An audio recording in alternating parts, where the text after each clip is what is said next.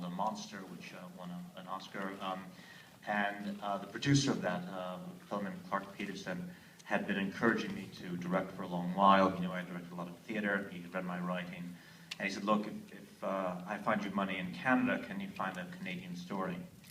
And I had a lot of personal experience, unfortunately, to do with cancer, and I wanted to find a story to do not so much with the malady as to do with the survival of the malady, psychologically, emotionally, physically.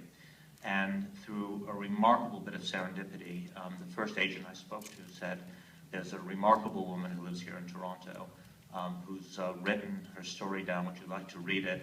And I said, look, I'm in a hurry. Can you just give me a synopsis? So he gave me the synopsis. I said, I got it. I went to Clark, I pitched the story. It turns out I had the story entirely wrong. Clark loved the story I pitched. So I then just had to go through this little dance where I had to sort of rewrite some parts, and Annie and I collaborated. We had some ideas. I had some predispositions myself as to what I wanted to write.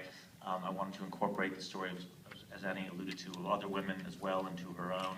And I knew the story of Dr. King, which I thought was very important and gave a historical background.